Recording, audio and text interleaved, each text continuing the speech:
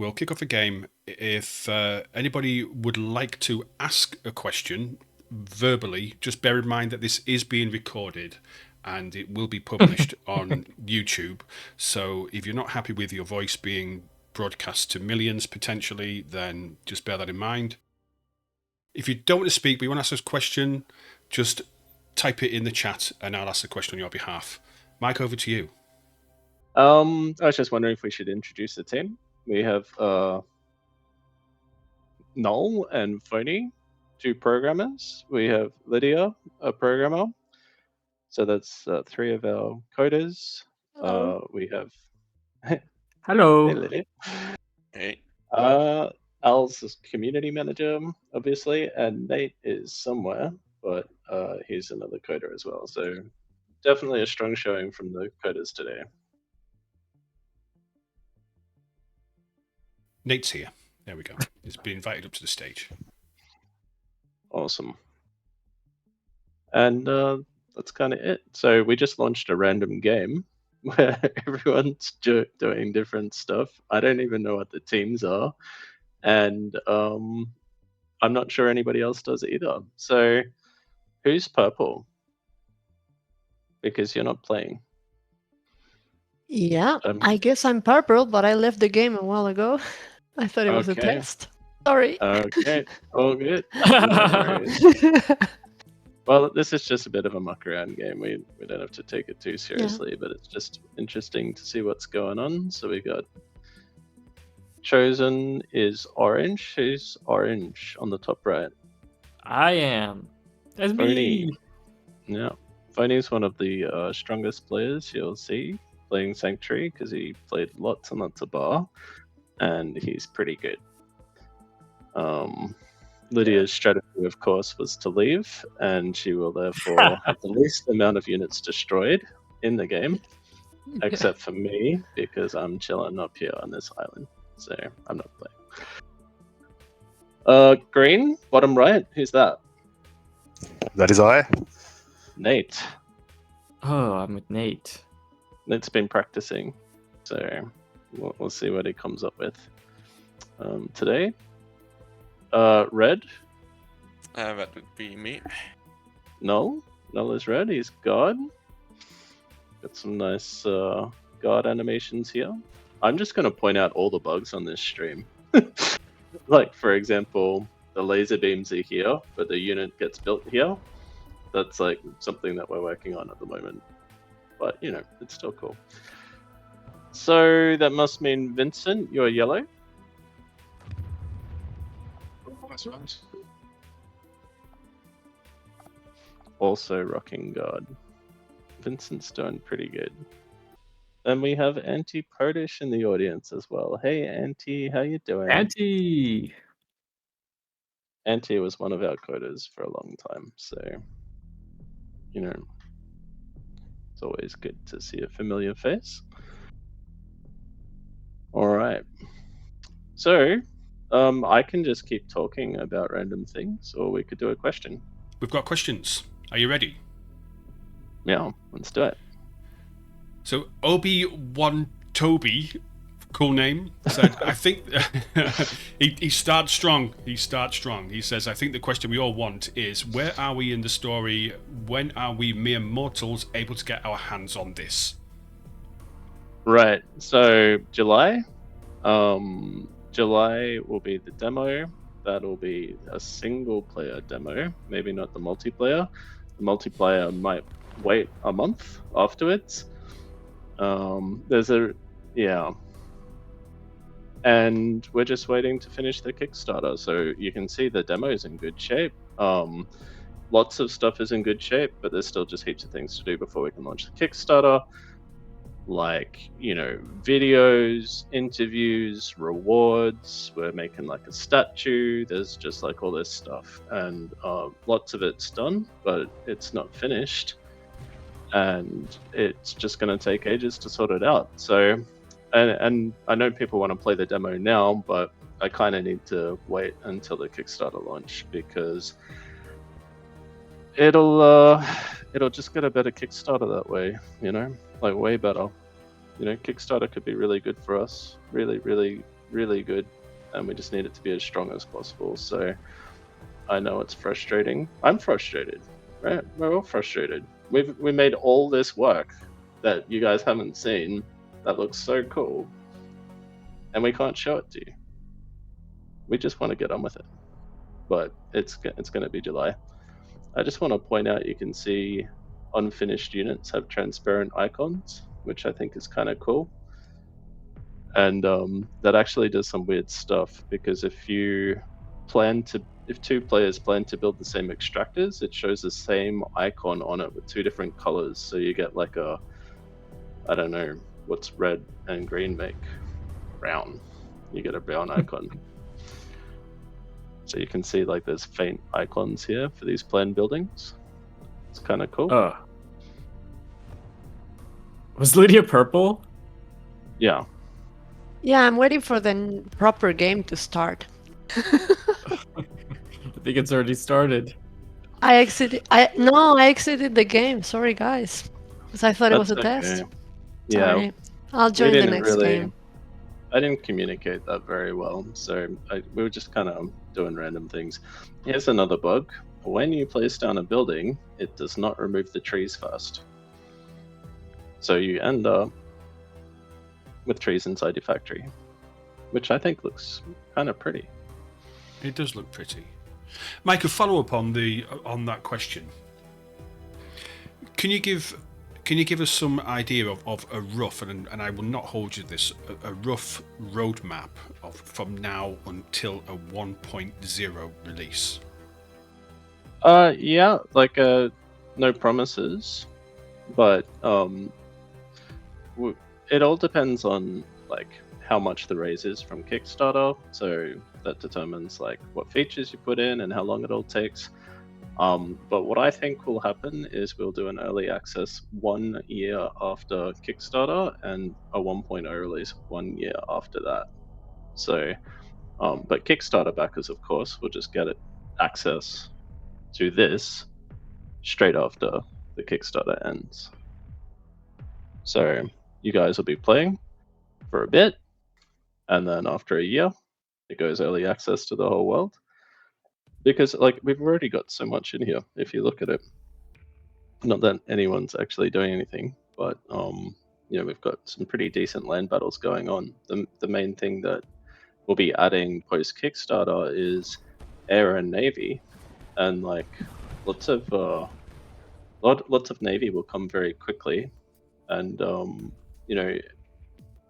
and then there's just going to be a whole bunch of exotic stuff, like there's going to be like transports and things like that. All that stuff's just going to come over time, and commander upgrades, nukes, but already so much exists, and it's pretty cool how much we've managed to build without a Kickstarter. Like I know lots of people they want the Kickstarter, right? They're like, come on, get on with it, do the Kickstarter. And but look how far we've come, because lots of games launched their Kickstarter with no demo at all. Like Planetary Annihilation did that, and plenty of games do that. We're coming with multiplayer battles. Guys, kill each other. Let's go. Yes. At least kill Lidia. Oh my god, there's so many, There we go. so many units fighting. Coming for me. Get away from me! We got these nice chosen point defense. And another bug is when they die, they don't crash to the ground. There we go. Right on cue. They hover there in midair. So good is chosen technology.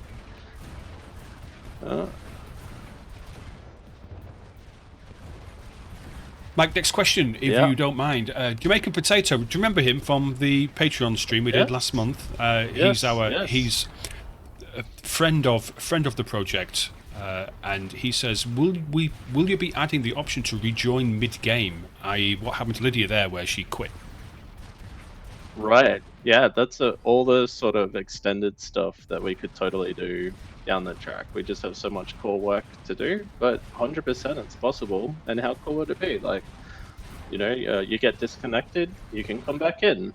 You have to go to work, you just like leave, and then you someone else takes your slot, but the game doesn't end, right? So heaps and heaps of cool things we can do there. There's a bug with these projectiles. You see, oh, FoneE's out. That is an I'm upset. dead. Who scalped FoneE then? Now your resources are mine. That was Null.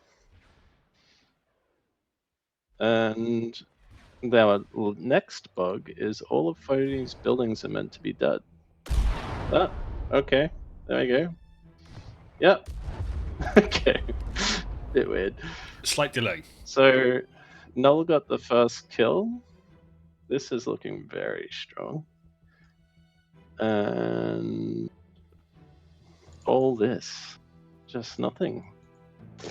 So yes, definitely reconnecting mid-game would be cool. And you know what that opens up is, imagine if you had some mod that changed the balance somehow, and then you can have a game that goes for like, I don't know, 10 hours or something, but the players change, the battle stays the same. That could be cool, right? Until somebody builds a game ender. Well, you'd have to change the balance somehow. You know, that would be a mod. So somehow you need to organize it so the game can't really end very quickly. I think that could be interesting. That wasn't my idea, by the way. That was the Brad told me that one. That was the Infinite War. That was something that they wanted to add to Subcom. So, and I mean Brad Reed, the game designer of Forged Alliance. So, I think that's a cool idea. And they had lots of cool ideas, like stacks of them. Like there's things that they threw in the bin, like tidal waves, nukes into oceans causing tidal waves, and then the water just like comes and wrecks your base. And we also have to throw stacks of our idea. Look at this unit here. He's holding them off. By the way, radar works. Not seeing anyone building radar. You guys should all build radar and upgrade it to Tech 2. Pro tip. Because, see, that didn't work a week ago, so no one knows that.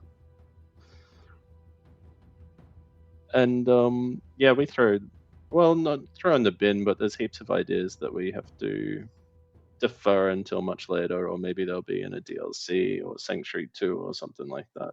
But, like, you could have, like, flowing lava, you could have destructible cliffs, so that you can drive up them if you blow them up enough, things like that. So there's all sorts of things and directions we could take this. But for now, we're just got lots and lots of vanilla work to do. There we go.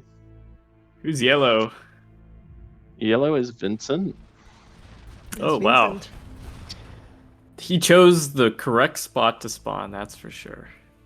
He's Yeah. got it all to himself. When we launched this game, everyone just picked random teams and spots, and we just hit play. So there's like no thought whatsoever. Okay, Well, be careful, your commander. you can see we have these little adornments, these little yellow icons on the strat icon, so that means it's idle. That's another bug actually, because extractors shouldn't be idle, even though they are. It's for the engineers, so you can tell which engineers are idle. There's another one for upgrading, which is pretty cool. Oh, this is interesting. You see in this? Although it's idle. Factories are idle. You missed the giant fight. Sorry. I'm sorry. We do Nay, need to you fix use these your god T3s. projectiles. Yeah. That they have this weird strobe effect that they're not meant to have.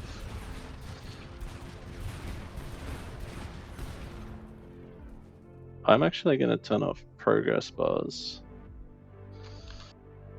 Oh, how do you do that, FoneE?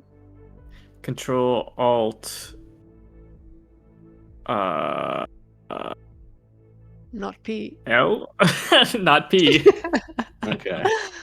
I won't experiment because we do have a bunch of hotkeys I'll tell that you. cause I can check. big problems. We don't have animations in multiplayer yet, so you'll see a lot of skating units. Any more questions? Yes, next question is from Sun Tzu, who is, of course, the ultimate general. And he said, I have a question, or maybe two. Would there be a map editor when the game comes out? So are we, and it was one of my questions I actually had as an aside, are we looking at an official map editor? Yeah, there's already a map editor, I think, in the download section right now. There is. It's a bit out in of a rough date, state, isn't but it? yeah, but we'll get there. Just not a focus of the team right now, but 100%. And you can even just edit. You can make maps in Photoshop, right? They're just a bunch of images, so you can do it. Also, some very nice people ported MapGen to. This is another bug. This factory should have died, and it's apparently building something. Also, that is my favorite effect in the game. Look at that. That's so pretty. Some people ported the FAF MapGen over to Sanctuary, which is cool because it just generates a map and then exports it as images, right? So the same process works for both games, although the formats are different. Someone just changed the code a little bit and got it working. So we could have MapGen. We haven't actually used a MapGen map. We should do that, by the way, FoneE. That would be really nice. Yeah, we should. I love that map generator because that's a nice shot, actually. Check that out. Very scenic. And 9, to disable the progress bars is Control-Shift-B. Okay. Control-Shift-B. Perfect. Thank you. It's a lot more scenic now.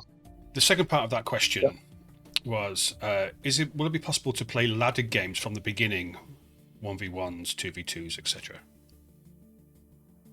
We're gonna have a ladder system, aren't we? That'll be for the early access. That's not going to be there on Kickstarter probably. So on Kickstarter, it'll just be like a custom games type of thing where you create a game, some people join, and you hit start. So you'll want to organize your games with your friends or your little groups, or it's just really up to the gods what the game's going to be like. We don't have like a rating system or anything. But on the 1 for the early access, 100%. I was a really big fan of ladder games in FAF. That's kind of almost how my story began on this project. And just so you know, I am the 4,000th best player in the world at FAF, or I was anyway. The 4,000th. Yeah. Well done, man. Well done. That is some flex. I know, right? And I think there are about 8,000 ladder players too. So wow. That's right on 50%. Your new name is Mr. Average. 100% average. Yeah, absolutely. Yeah. Absolutely. Most people just think they're average, but I have stats to back it up. Next question. Just for the can we just bear in mind that Nine's at about 2 hours sleep because he's in Australia and it's stupid o'clock in the morning there. So thank you very much for getting up and joining us. It's brilliant. It's really appreciated. The next question is from Yurti. It says, what's the planned maximum map size? And can you give us it in relation to Subcom, just so people can kind of work it out in their heads? Yeah, well, we could go up a step bigger than this. Like you don't play on this whole map, right? You play from like that area there. The rest of it's just like background stuff. So we could go a step bigger to say like this, but I don't see the point in going bigger, to be honest. Like I try to play huge maps on Subcom, and I think it's silly. The game balance isn't there for that. The tools aren't there for that. You would have to have like way better ferry orders, and that's not what we're here for, to make these ridiculously sized maps, right? We want to make the game a great experience for this size and smaller, right? Not this size and bigger. So you'll be able to do it, but I don't think it will be great. This is a artillery structure. Having trouble finding a target. Because people still want to play on huge maps, so bear in mind you've already said there's going to be a map editor. What will be the maximum limit that someone can take a size to using the map editor? I don't know the number. I can't tell you, I'm sorry. It's double the size of the largest FAF map. So I recall is it double the size this map? I don't remember if this is our biggest map or it's double this. But one thing to note about this map is we don't even use the entire playable area for the 4v4. You could stick easily 4 more players on the sides with the routes along the sides. And this map is also authored so that when weather control becomes a thing and you can change the water level, it exposes extra paths on the map. Yeah, because there's these underwater bridges here. Yes. So if the water lowered, this would still be water, but these bridges open up. But also, if you just freeze the whole ocean, you can just drive across. So that is true. I don't know if that matters, but it's a cool idea. It is a cool idea. There we go. We have action.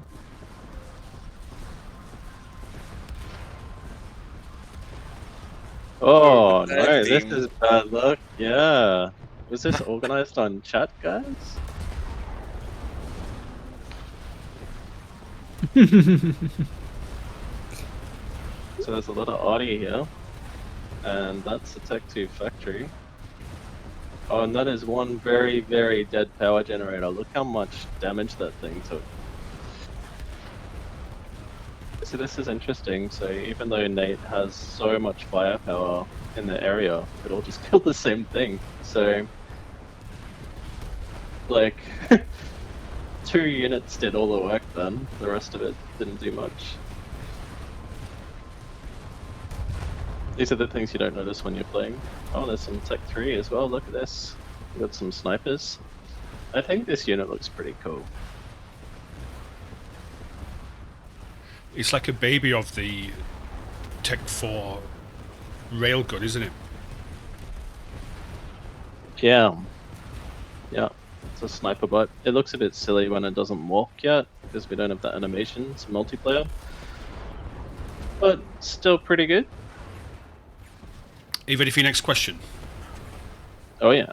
Petro said he's new to this and stumbled across the project whilst researching successors to Supreme Commander 2. He says, what's the main reason for the length of time the project has taken so far? Oh, well, we're an indie project, right? We don't have a publisher. We don't have an established studio. We started off as a bunch of guys on the forum. That's how this started, right? And we raised a bit of money. We hired some people. Then we raised a bit more money, hired some people. So, you know, it's not like a normal project where you just get all the money up front. You hire like 30 people and you just bash it out really quickly. We couldn't do that. And, you know, that makes it take a while.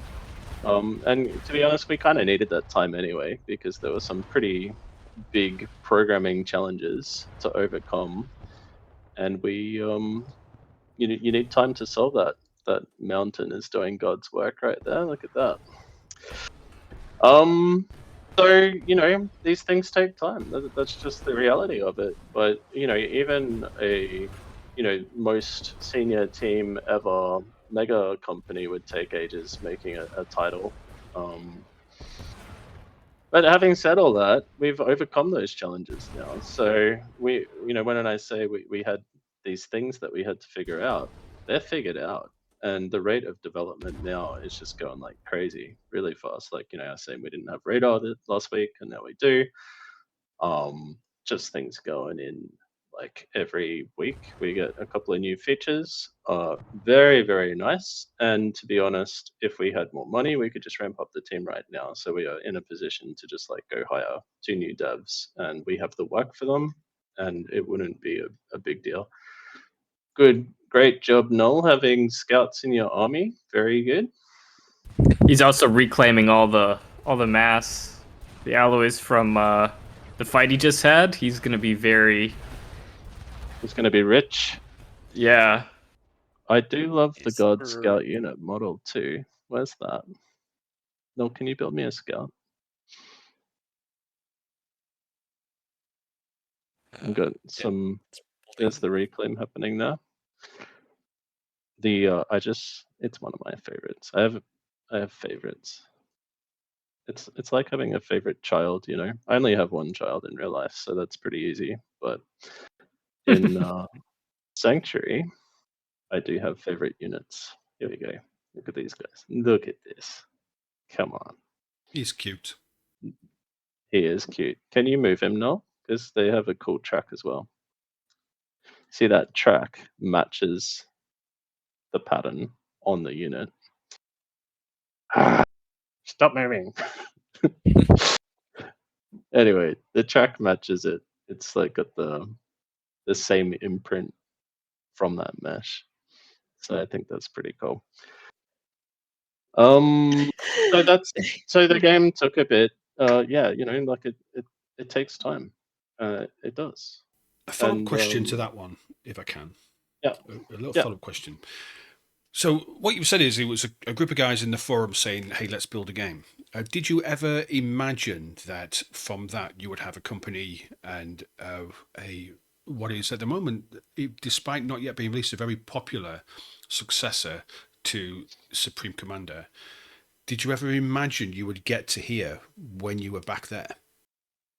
Like imagine, sure. Likely, no. Like, you know, I've imagined being a rock star as well, right? But you know, I don't think I'm a rock star on Sanctuary. I don't mean that, but I just mean, you know, you kind of assume not everything's gonna go perfectly. Like, you know, be conservative, all that sort of stuff. This has gone really, really well. We've had our bumps, you know. It hasn't been perfect. This is another great unit. This is the rocket bot from God. That's gonna be a problem, actually. So we had, yeah, it's gone terrifically. I just know it's gonna be so good, you know. Like we knew the market was there. We knew it, right?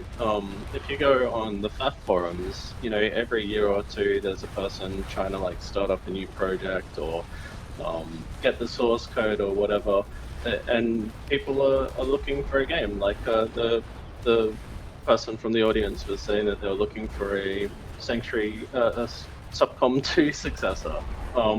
As was I, right? As were lots of people. So we knew that the demand was there, and we knew that we could do the code, right? And that's kind of all it comes down to. Originally, I think we said we were going to do the Kickstarter in 6 months after we started, and we announced that. That was a big mistake because we got investors. Like just from a YouTube video, we showed them what we were working on, and like, you know, just people from the audience reached out and asked if they could invest, and they bought shares in the company and stuff. And you know, it's been pretty cool. This project has taken me all over the world. I've been to Boston in the States for PAX, when you came to that. I've been to San Fran in the States as well. That was for GDC. And I've been to Germany for, oh, look at that. So pretty. Germany for Gamescom, which is absolutely nuts, by the way. Go to Gamescom. There's like 400,000 people that go to that, and like lots. Some cities barely have 400,000 people. They're all in one place. It is nuts. All right, here we go. It's kicking off. So this is turning into a showdown between EDA Nate and Vincent. And Nate, you're doing really well. You're Yeah. occupying the areas, which is really good. Yeah, Nate, and Vincent said that he might have to go, so ah, yeah. Well, my strategy is just to wait for everybody to quit the game, and then I'll win.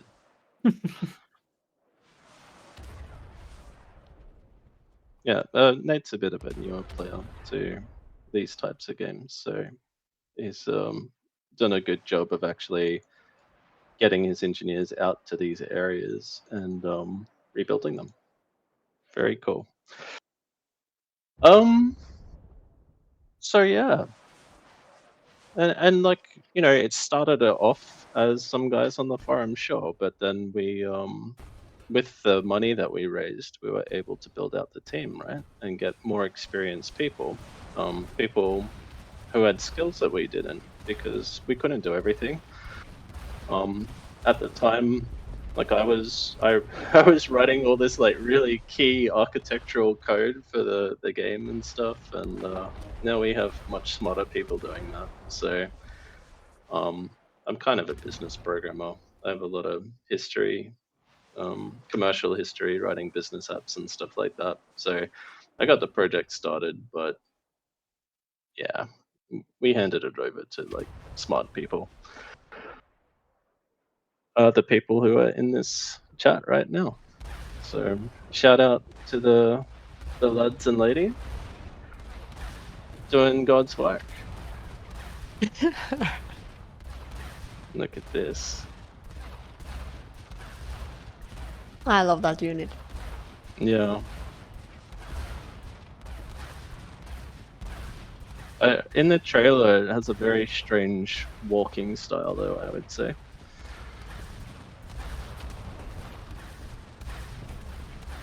Everyone decided to play guard, pretty much. Of course. Is this an invincible point defense? Looks like it. And we have the laser bots out now. Yeah, it looks like something happened to the server. All the Oh, yeah. projectiles are... Wow. Oh, look at that. Oh my god. There you go. Beautiful. Someone take a screenshot. So that's what it looks like when the game is I'm unplayable doing it. due to a bug. Stay there. And this is the stuff we need to work out before we go to early access. Because sometimes this happens. Oh, and all those projectiles are underground. They're shooting through the floor and just going down. All right, well, GG. If Vincent and Nate can just kill their commanders, I can win this game and we can move on to the next one.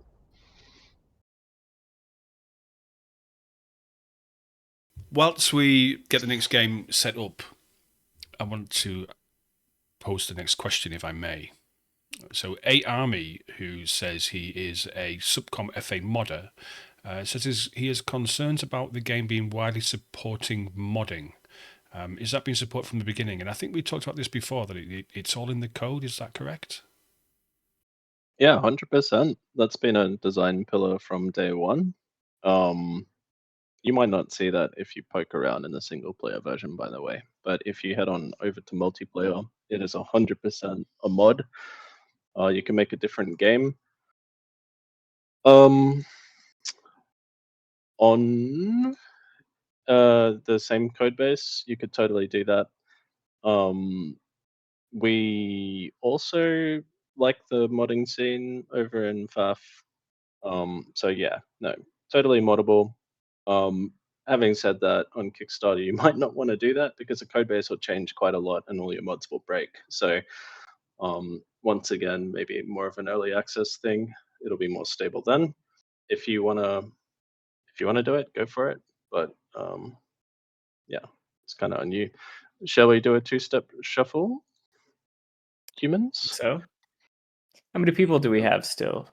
1, 2, 1, 2. We Well, don't all have six to play people. at the same That's time. true. Whilst this loads up, Mike, Night HD says, when can I try multiplayer? And I think you said it's going to be after the Kickstarter, but if somebody wants to play the multiplayer version of Sanctuary, what do they need to do and when will they get access? Night HD is a lore lord and contributes to script writing for Sanctuary and gets multiplayer whenever he wants. Okay. Question answered then. Yeah. But for the rest of the people. For others, I'm pretty sure it's just going to be straight after Kickstarter. So Kickstarter launches and then it's on. I think that's what's going to happen. And will it only be Kickstarter backers who get access? I think it'll be the Patreon tier 5s as well. But, I'll be trying to get the tier 5 Patreons to also be Kickstarter backers by giving them some really unbelievably cool reward if they back or something. I don't know. That's the plan. Okay, I'm streaming. Okay. I lost the flow. I don't know what I'm doing anymore. No pressure, Lydia. Just how many people do we have watching? We have Don't 56. Oh my god. No pressure, Lydia. I play really bad. That's what I'm saying. Okie dokie. Any more questions? Yes. Just assume there's loads of questions because there's 45 messages that I haven't actually looked at yet. Will more hotkeys and microcontrols be added? Things like area mechs, area reclaim, auto assist on the engineering stations, etc. There will be way more hotkeys, where there are barely any hotkeys. The area commands is a good one. The area attack, area reclaim, those are all really good ones. Area mechs, I didn't think of that. I guess so. You didn't think of it, but now you want to do it, yeah? Yeah, it's a good idea. I think 100%. It's a great idea. Mad Solar, well done. I am a big fan of the line mechanic that we've been developing, which is this whole fronts thing. We'll have a video coming out about that at some point, but it's basically this idea where you grab like a factory and some units, and you drag a line across the map, and all the units disperse across the line, and the factory reinforces the line. And you can just grab more factories and right-click on the line, and all the factories will send units to that line. It's a front, right? So they'll just be filling it in, and you can put that front in wherever you want. You get to like draw a line just wherever you want, and then you can move it. You can just get the thing and move it somewhere else, and all the units move with it, as well as the units that don't exist yet. So I like that a lot. I think that's really cool. That will be also good for like reclaim. You can already reclaim quite well just by doing an attack move in a line. Can you do that, Lydia, if you just alt line move? Alt? Yeah, drag a like line. That? Yeah, just like that. So if they were engineers, they would reclaim everything along that line, and you can just draw it across like half the map. That line move is so cool. It's really cool for commander battles, because when you're fighting a commander, you want to keep all your tanks sort of away from him, and the line move allows you to retreat your units at a rotation so that they're kind of just out of range, which is kind of like what you want to be. And it makes that commander play game just work really well, to be honest. So big fan of that. But yeah, I definitely I miss the hotkeys. I think the biggest one that I miss is select idle engineer. That would be really good. And then probably I'd need select an idle scout, air scout, but we don't even have air yet. So no point in making that hotkey just yet. So who's red? Me. Oh, interesting. Unless there's two reds. No.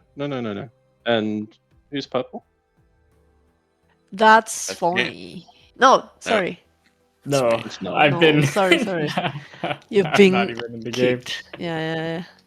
Who's this guy in here? There's something to do by the radar, but Oh crap! You're I think it's right on the time for radar. some more factories, Lydia. Sorry? Produce. Time for some more factories. I know. Yeah, I'm really bad. You need Let me just. 4 more factories, Lydia. Yeah, 4. you're right. Yeah. This is another cool thing. No, just drag a line of 4. No. No, it Oh has to my be God. perfectly No, aligned. that is not how you win games. You don't get a I stuff for know. that. And now you should select those factories right now and give them an assist order to a different factory. Oh, so No. this one assist. This one. Yeah. This one. Yeah. No, and the green ones. Assist This an one's- existing factory. Just every factory assists 1. All Yeah. of them. Yeah. Yeah. Mhm. And now you've given the orders to build those units. Okay. I don't know what you want. You're doing well. You're doing well. Keep it up. Nah, don't. Why? Who else is playing? Null. Why don't you stream? Yeah. No. This is good. This is good. We leave the stream as it is. Oh, I Mike, forgot about these guys. Mike, the next question is from our pal Jamaican Potato, and first of all, he says he's got no sympathy for you because he is also in your same time zone, so I think he's up early as well. And he's asking about Discord integration or voice, in-game voice.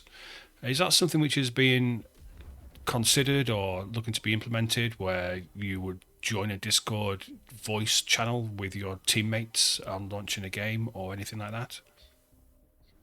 Cool idea. Reckon it would be awesome. Probably won't be doing it. This is the sort of stuff you would do if you had a $2 or $3 million budget from a publisher, right? All those sorts of nice to haves would come into scope, but with the amount of finance that we think we're going to have, we won't be able to do that. You know, we'd rather do Navy than that. So probably not. But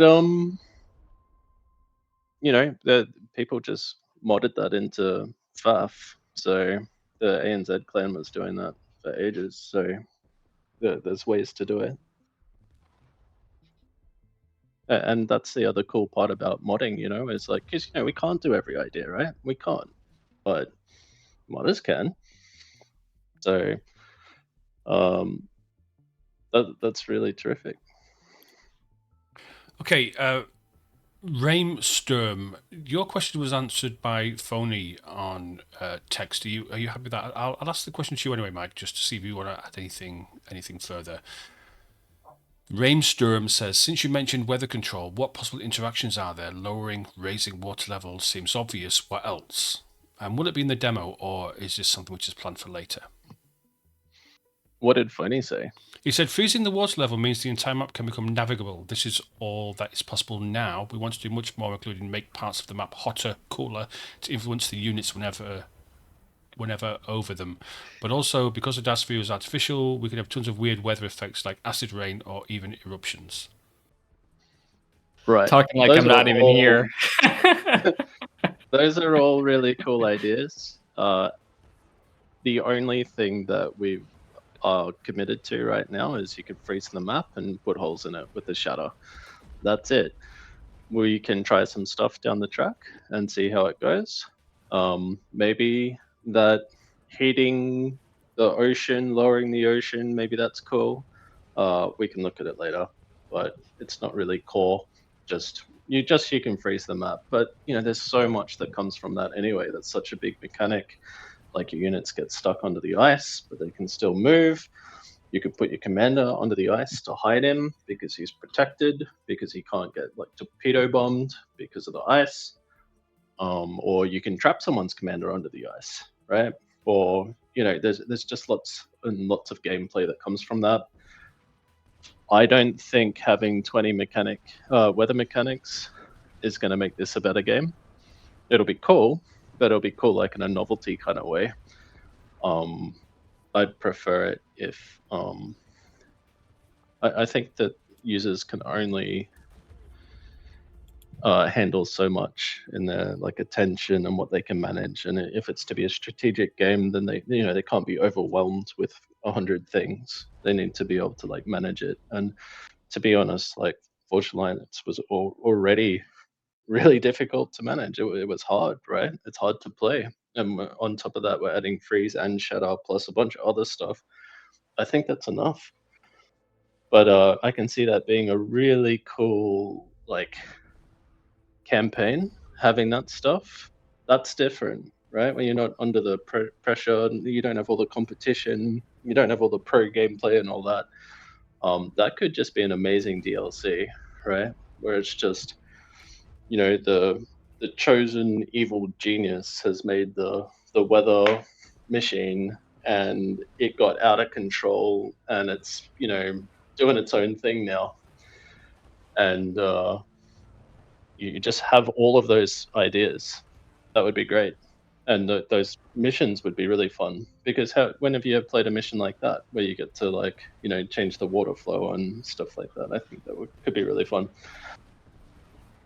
As a follow-up then, have you given any consideration to what the DLC philosophy will be for Sanctuary? So if it succeeds, and we all know that it will, are you thinking expansions, mission packs, new campaigns? And is there a world where this becomes like a long-term live project?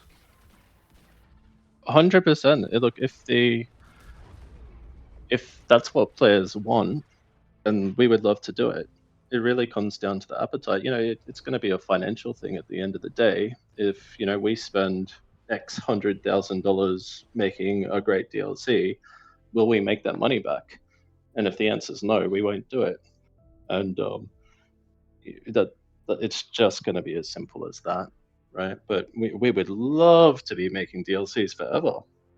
That's the best thing. It's our paradise. But it just comes down to the audience, and do they want 20 DLCs? And I think they don't, right? I think they want 3 over 6 years or something. I don't think they want 20, but we'll just measure it. Like, we'll stay in tune with the audience. We'll ask them. We'll just say, we're thinking about doing this. Would you buy it? And if people say, if we get a landslide, lots of excited comments, then we'll just get on with it. Otherwise, we'll just probably skip it. And an interesting thing about the DLCs is it kind of clashes with the modding, because lots of the stuff we would put into DLCs will be modded in, all the different game modes, your claustrophobia or whatever. But I expect lots of people to put that stuff in anyway. So what would our DLCs be? Well, an obvious one would just be more campaign missions. I think the Sanctuary lore is really rich, and you could have all sorts of different things, like just that thing we were just talking about, chosen weather machine gone wrong, and just do a whole campaign around that. That's great. So having campaigns is, I think, because like half of the players just want to play one player, right? So that's a great way for them to have more content besides playing multiplayer. And it's also sort of production-wise not unpredictable, right? It's quite predictable, so you can scope it out. You can say there will be 8 missions. Each one will take X, months of development. We will need, voice acting. You can cost it, right? And once you know how much it's going to cost, you can go to a publisher and they'll just give you the money.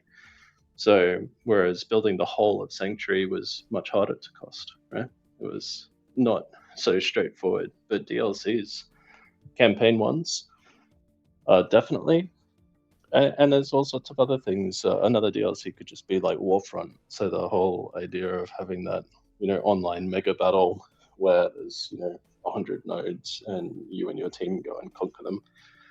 So the thing that I don't get with DLCs is how we would handle it. I'm just thinking out loud here, but how would you handle it when one player has it and one doesn't? Can they play together? All that sort of stuff. How does that work with multiplayer play? It makes 100% sense for single player. There's also a lot of considerations for modding, because our game is going to be so open in the modding scene, right? That you have to consider like what people just have access to when it comes to mods, and how that factors into DLC. If someone wants to create a mod that uses some DLC code, right? How does that work? There's a lot of considerations here.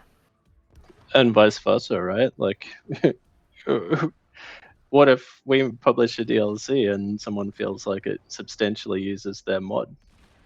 You know, how do you navigate these issues? So I don't know. I haven't thought about any of that stuff, but we just find what other games do, I guess, and do what works, whatever's sensibly balanced. I just want to point out that everybody lives in like different continents. So this, you know, the game's been behaving really well. So I'm hosting this right now in Australia. Lidia, who you're watching, is in Spain, and Vincent Yep. is in France, and Null is in South Africa. So that's like 3 continents this is going across. And you notice, well, I haven't seen any lag on this stream. Lydia's raiding, but you know, you don't have to raid with your entire army, right? You can kill all that with like 10 tanks and keep the rest back in the middle. I don't know what I'm gonna find there. I'm doing it Mhm. because we're kind of stuck in the middle, I guess. I'm just trying to change the way. But I'm completely stalled. I had to stop everything because I was doing it wrong. Yeah. Is Null purple, the teammate below you? He's Yeah. taking on the world right now. Help me, Lidia! How can I help you?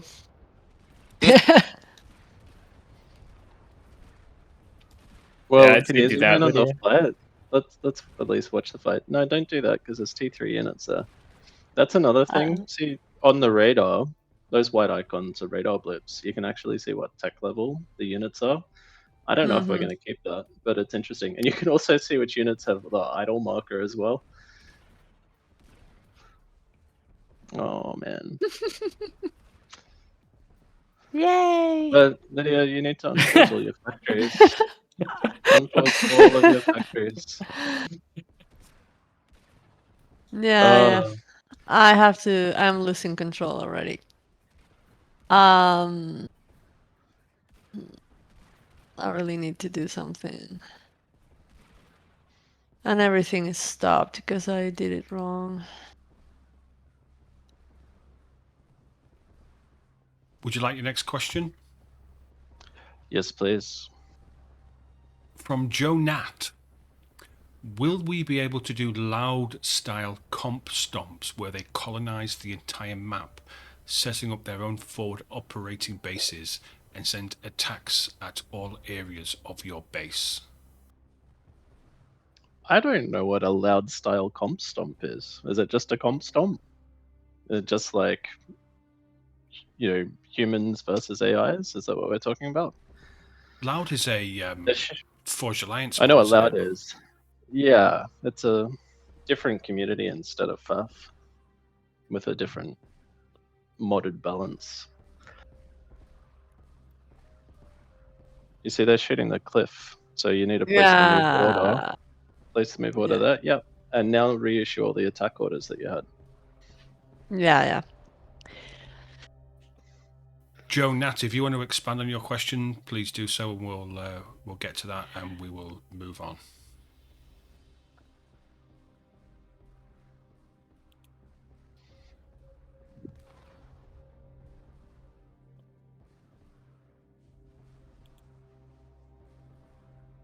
All right, let's do another question. I'm just going through the list. It's currently people just chatting to each other. Here we go. Driblex asks, what's your favourite subcom unit and why? Oh, I think the Corsair was. Yeah, Corsair. Tech 2 Cyber and Bomber.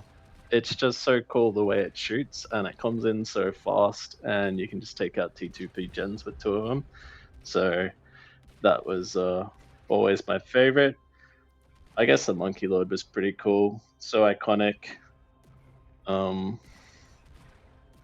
Yeah, and I think an interesting question to ask is what would your least favorite unit be as well? Because I don't like the GC. It kind of seems a bit silly to me to have the, it's this giant bipedal unit, right? And there's something that just seems fake about that. So if you have like a six-legged walking giant robot killing machine, that seems realistic. Well, not, I don't know if realistic's the right word, but if it's got two legs, it just seems like you're not taking your own game seriously.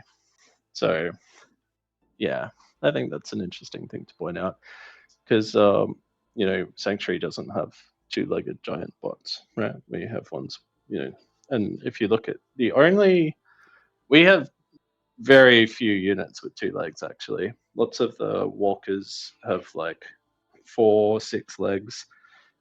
I think there's only 2 units that have 2 legs. You got the Chosen Commander, which is special, and that kind of makes sense because Chosen are cocky, right? They are cocky.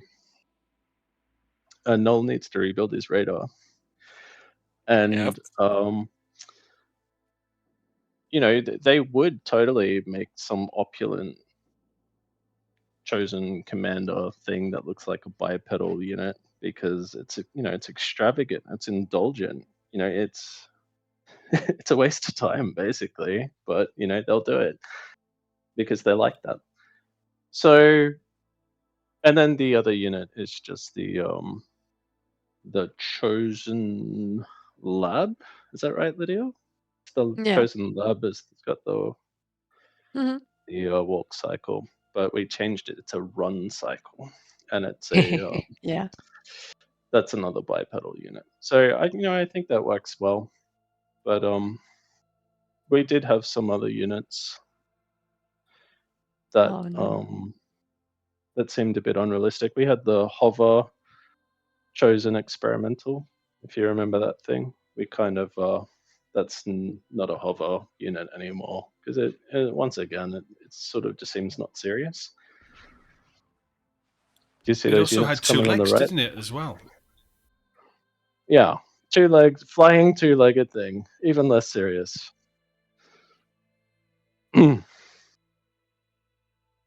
Those tanks are just going to die if you send in 2.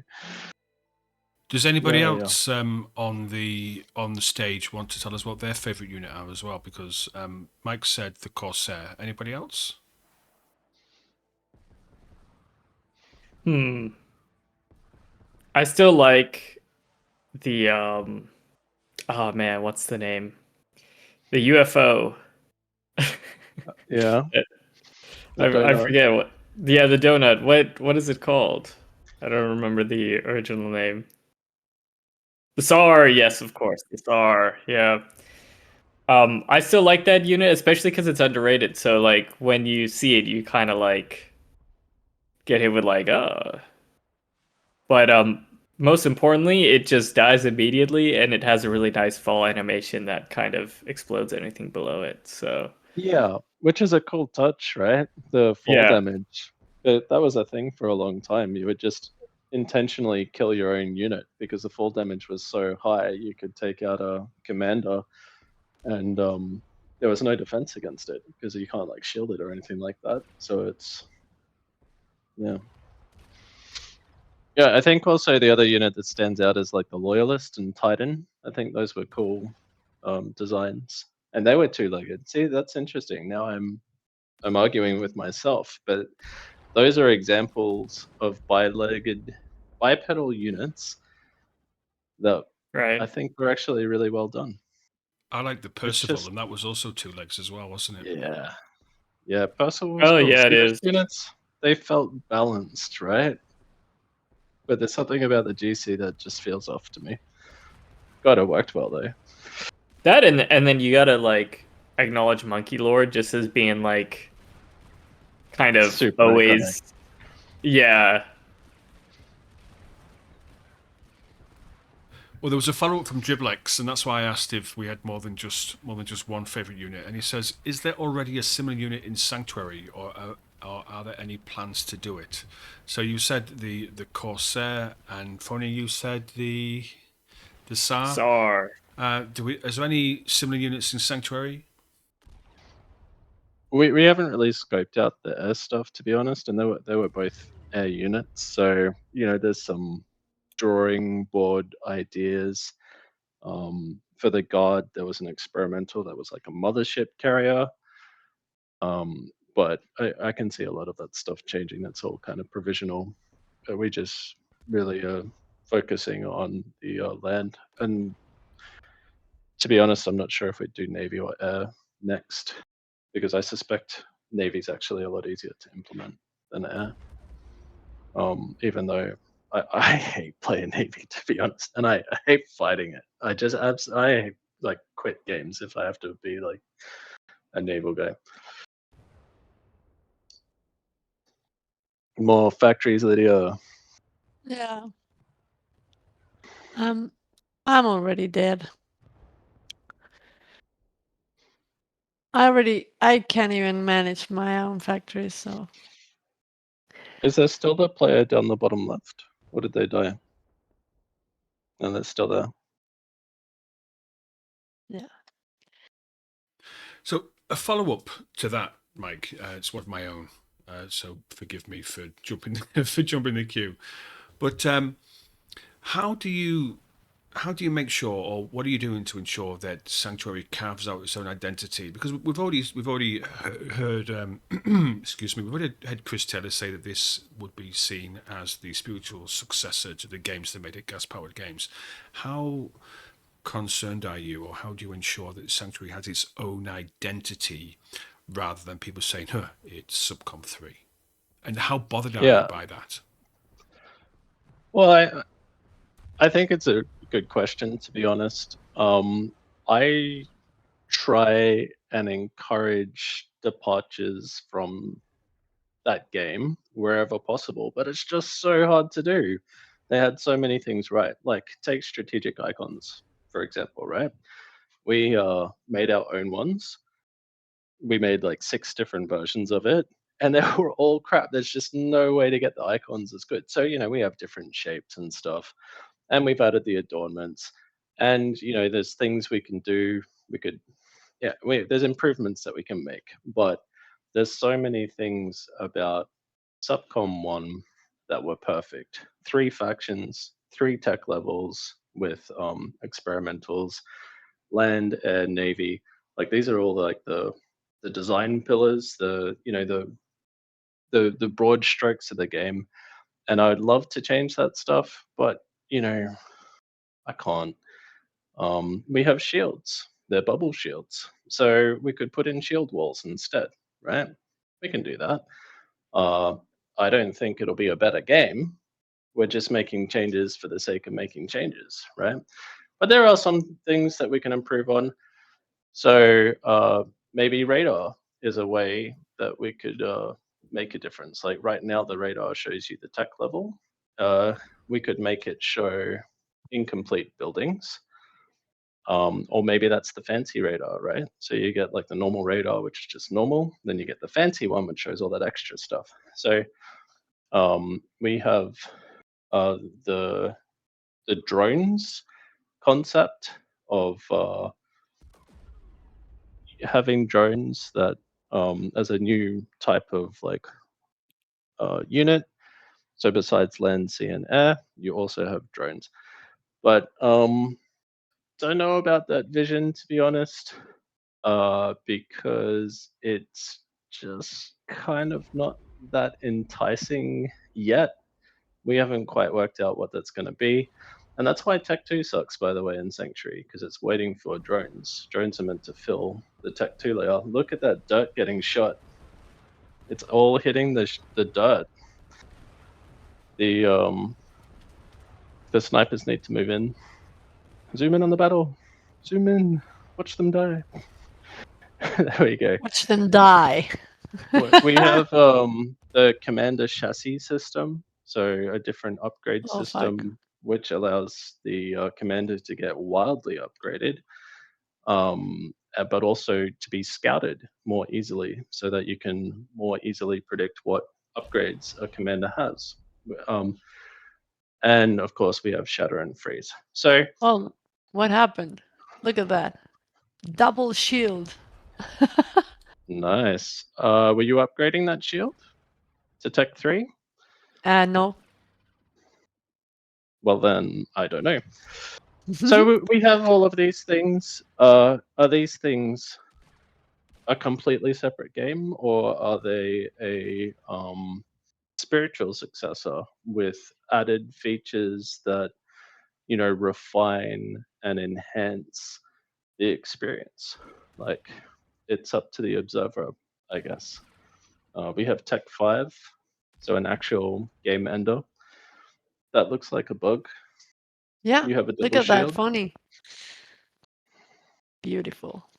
Wonderful. Absolutely stunning. I did it. Oh, I it wrote looks- the game. You're upgrading the shield, and it looks like the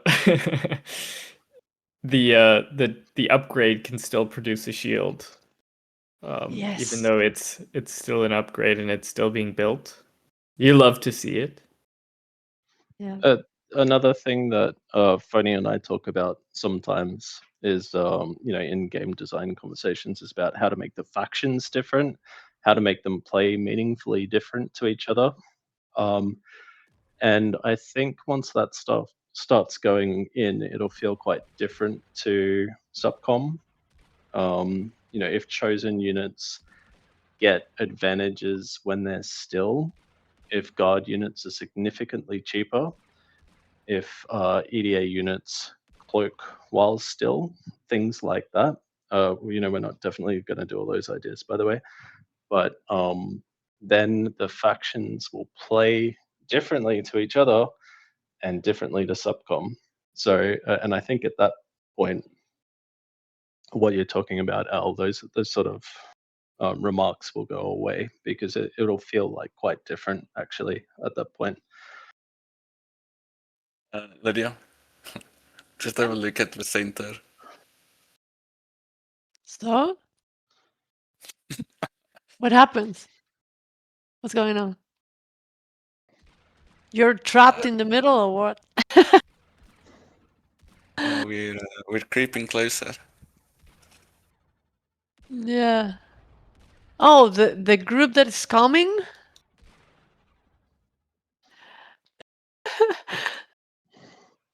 Yeah. Another Oh radar my now, god. so we can see the Yeah. bottom left face. Oh yeah. Shit. So, yeah, did that cover off your question, Al? Yes, it did. And we really look forward to making those changes. Back to what I was saying earlier on, we are in a position now to ramp up. If we had like the budget now, which we don't, we could hire a couple of people and start putting all that stuff in, which is kind of like I guess we're limited by money at the moment, right? And that hasn't been the case for a while. But right now we are. So we could hire a new guy, and his job could be to give chosen a small shield whenever they're stopped, and we'll just see what that does. Right? We'll just play it, and we'll just add a piece at a time, and just build it up and scrap some ideas. So right now we don't really have the resources for that. So we'll be doing it after Kickstarter instead, because that's when we'll have the resources.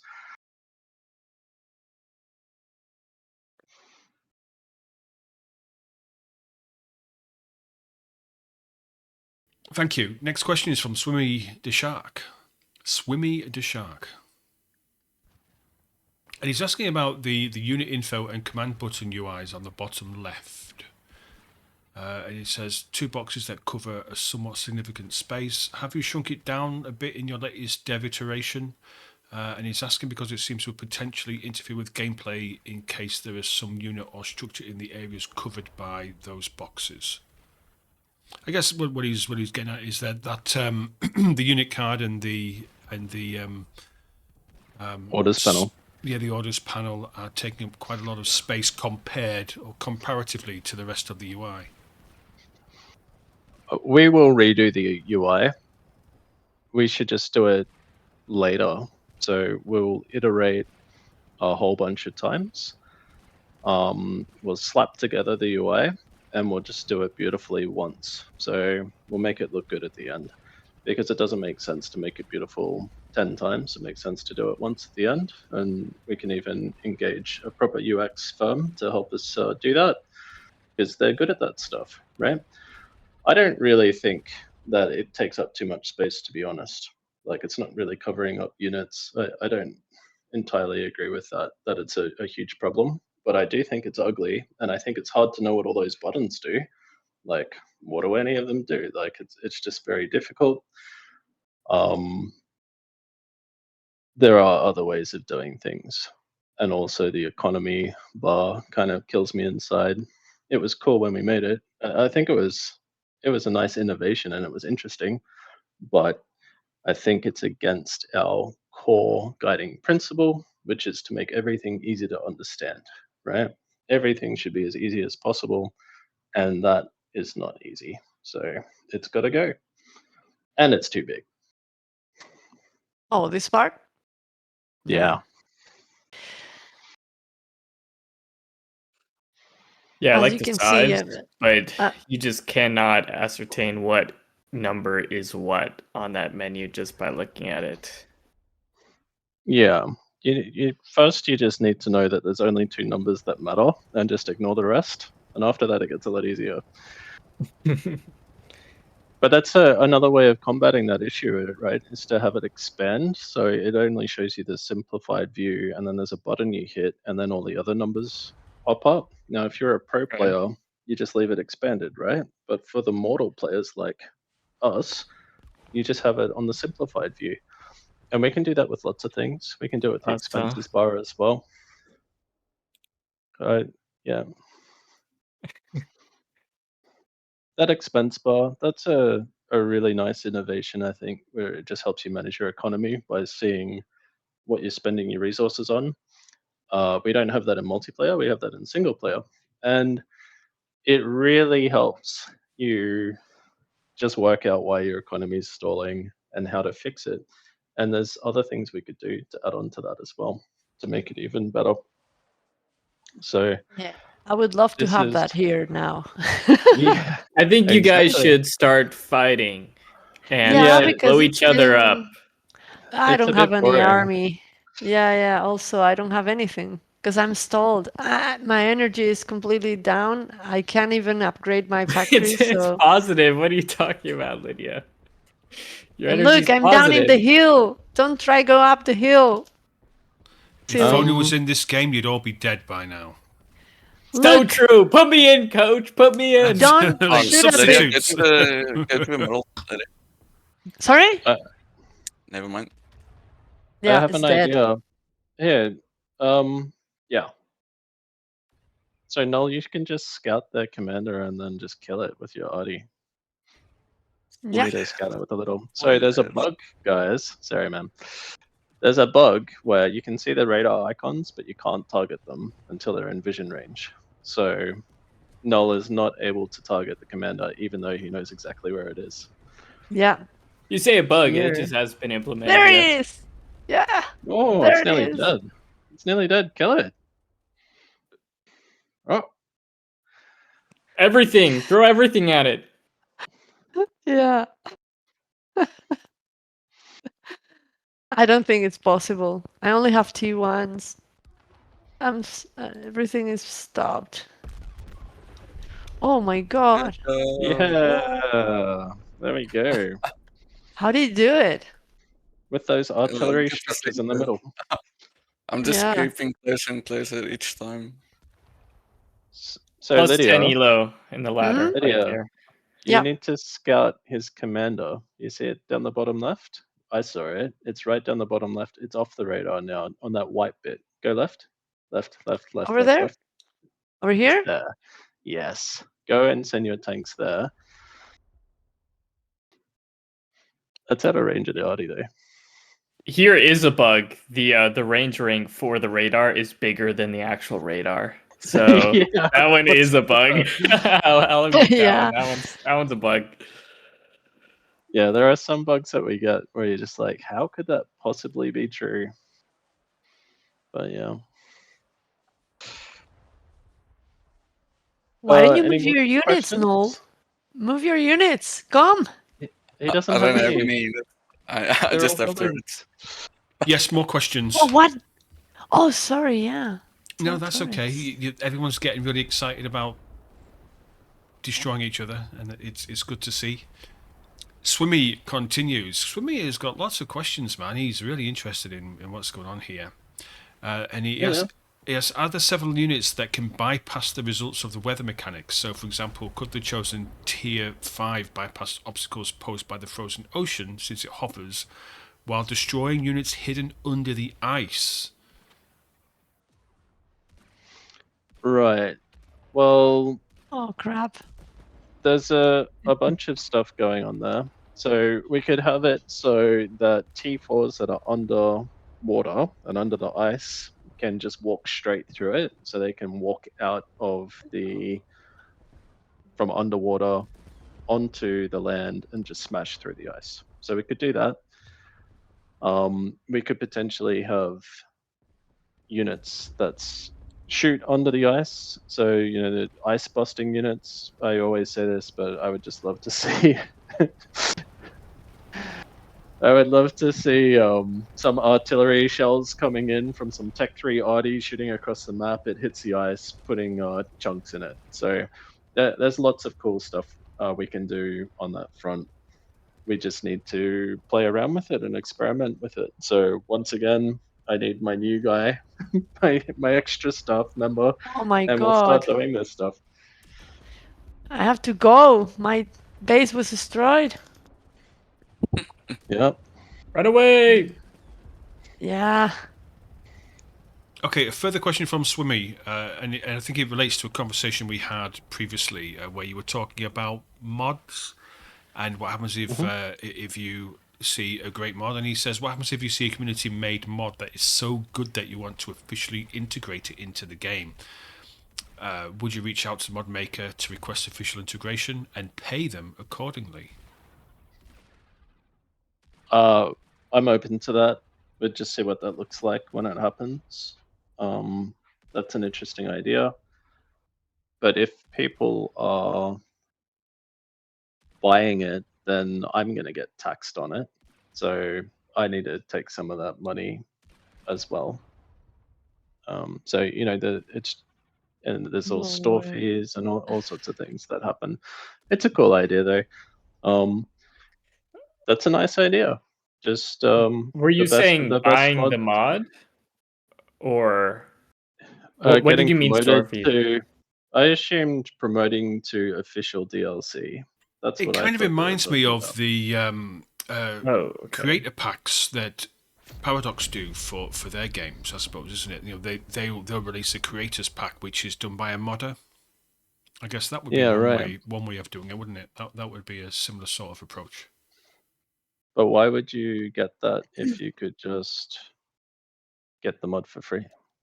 Because it was a mod. Yes. Would it be an enhanced version? Would it have like the dev team's quality? How did that game end? Vincent exploded. I committed Did it- suicide. That was for the Can sake of the stream. That was really boring, so I decided to choose suicide. Yeah. You literally bored Vincent to death. Can I convert your? I need some energy, Null. Can I convert your generator to be mine? I don't know. You can try. Oh, I look. don't really understand why it was stalling that much. I mean, Null just spammed artillery in the middle. I was trying to counter that with artillery, but it just instantly killed my building as soon as I was trying to build some. So Yeah, yeah, right. There it I was- is. Thank I was you. ready to. Okay, I victory. Yeah. I played a game against FoneE recently, and I had lots of artillery, and he just built like 100 scouts, and my arty kept targeting the scouts, and it was a big problem because I can't target the things I actually want to kill because of that radar thing I was talking about earlier. And this is the thing about playing FoneE. He knows all the bugs and he exploits them every day. So he keeps you on your toes, man. Hacker. You know, it's oh man. I think he adds bugs just so he can win games. Anyway, Yeah. that looks cool. Those guys are cute. So yeah, I couldn't get past it, and then I'd just try and kill the scouts by charging in some tanks. But behind the scouts, he had PD, right? And they would kill all my tanks. So the arty, that's the for a very short amount of time, you can counter the artillery. How good does that look, by the way? Those look pretty badass. You can counter them by building the cheapest unit in the game, the scout.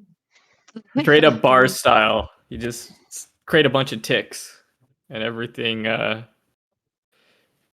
kills the ticks instead of what you actually want to kill. Should we start another game, Al? Are there many more Yes. questions, or is it done? No, or there's still a few questions to get through. So I think we can do. I mean, our audience remains. There's 55 people in the stream, so people are still interested. So there's a couple of more questions to get through. So let's run another game. We have Cactus on Fire in the audience. That is our VFX artist. Hello, Cactus. And we have Crofts, our musician, is here as well. Hello, lads. Hello. If you want to come into chat, just put your hand up and then we'll drag you in. I'm getting added by a ton of people calling me cheap. Okay, so who's red? Is Vincent. Yeah. All right. He's building a land factory. Imagine my first factory is air. We don't even have air implemented. That would be crazy. This is a very cool unit, the Guard Commander. I think the design's really nice. And 5 legs.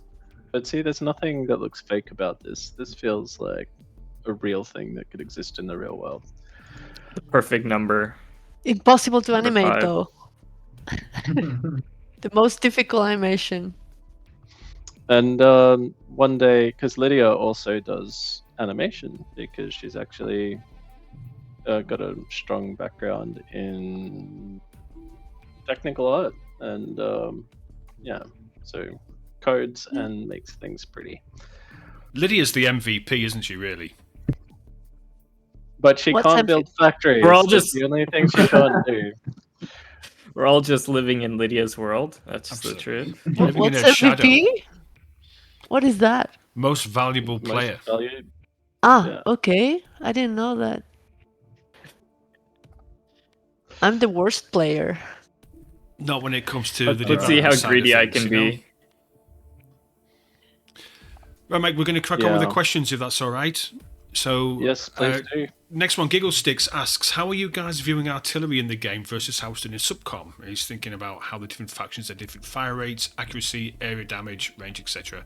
Are we looking at some asymmetry in the artillery for the different factions?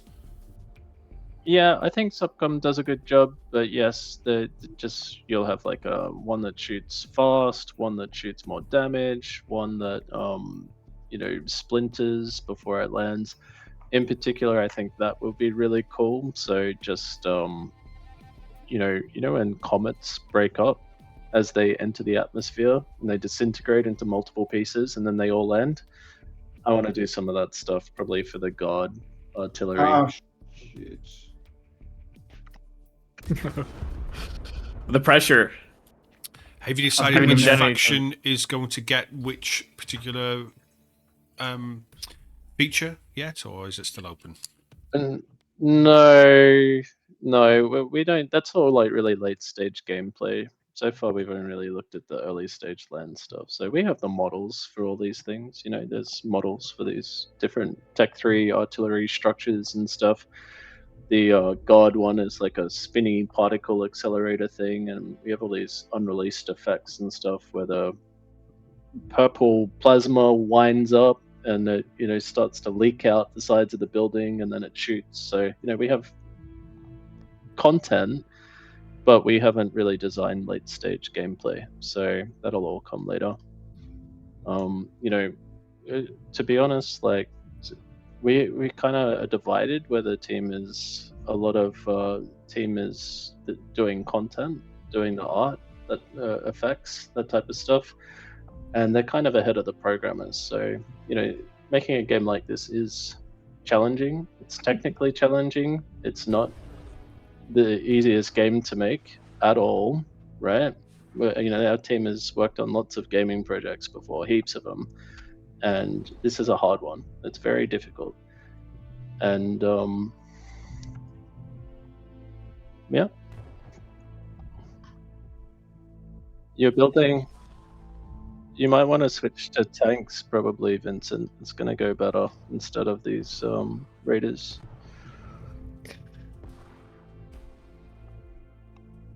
Yep. Let's see how much cheese I can do. Next question. Some strange dude came in and said, "How come the OST is so cool?" Guy called Crofts or something like that. Yeah. Cactus wants to come in, by the way. Can you bring him in? He put He's his been hand in- up. Philip. Crofts, if you want to come in, you can put your hand up. I already invited Cactus, and Philip said that he's not in a position where he can speak, but Cactus should be joining. I think you have to right click on him and drag him in. But yeah, no, Philip is Crofts. Crofts is Philip. I call him Philip, but you see him as Crofts. But Crofts has made our OST, and I love it, right? And you know, we've spent a while on it. It's been a work in progress, but most of it was actually delivered over a year ago. And some of it is like creepy. Some of it is like action. And that's cool. I like that kind of having Sanctuary having a dark vibe. You'll see some of that in the campaign as well. That it's, you know, it's serious. It's not like a toy game. And I think that type of music is cool. There's like I don't know if you can hear the music now. It's not so much.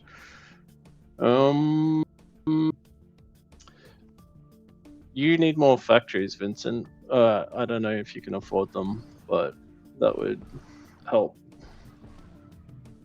And you can raid to the right pretty good, and you're about to get smashed on the top right and the top left, actually.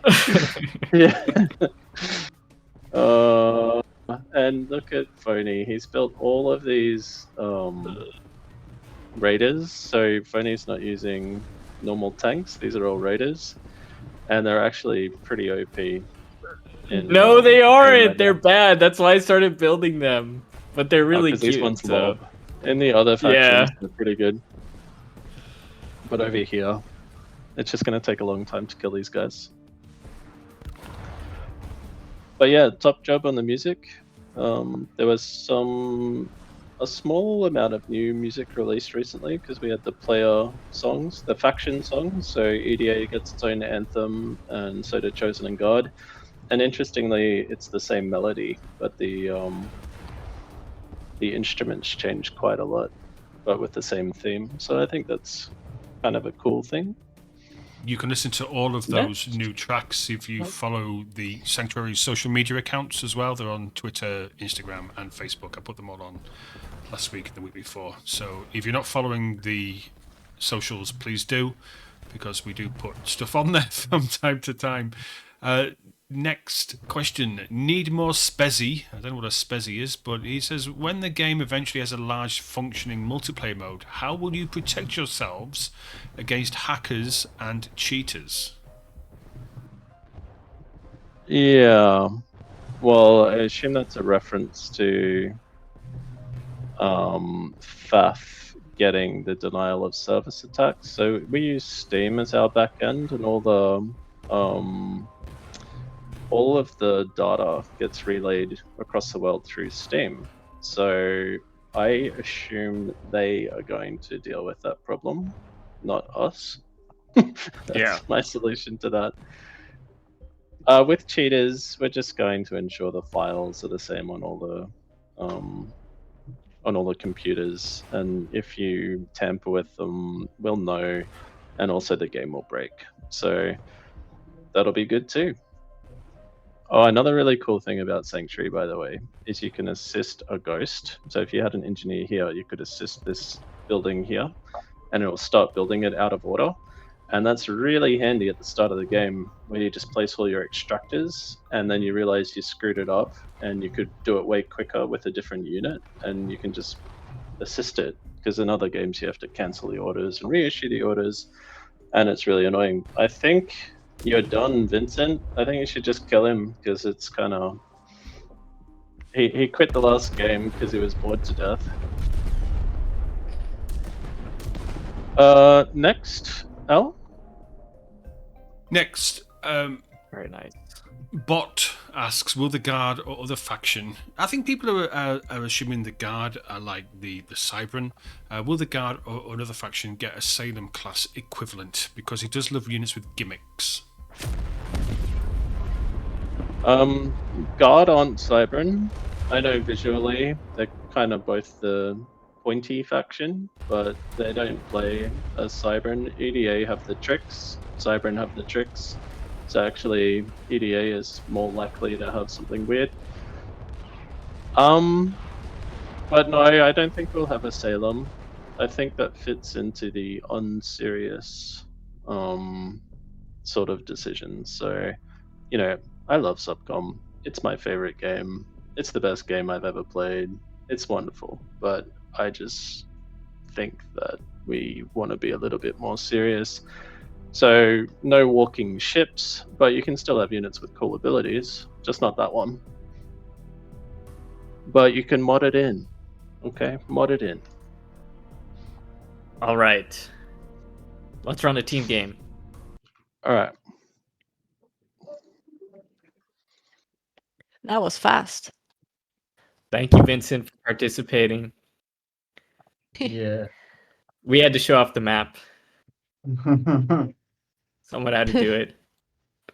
Whilst this loads up, Driblex asks, in the current Patreon game version, so Driblex is one of our Patreon supporters, thank you very much for supporting us.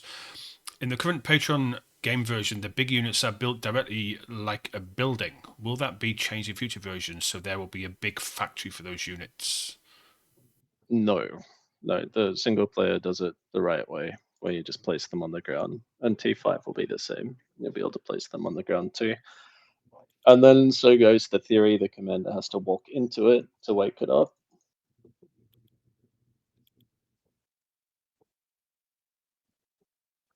Joe Nat, you know, I asked about this loud situation and you weren't sure. So Joe Nat has expanded on their question, and it says, in loud, the map's AI markers are completely rewritten, so the Supreme Commander AI makes use of all possible directions of attack, using scouting info to target weak points in your defenses, implying all kinds of tactics to reach you, including transports, amphibious assaults, gunship swarms.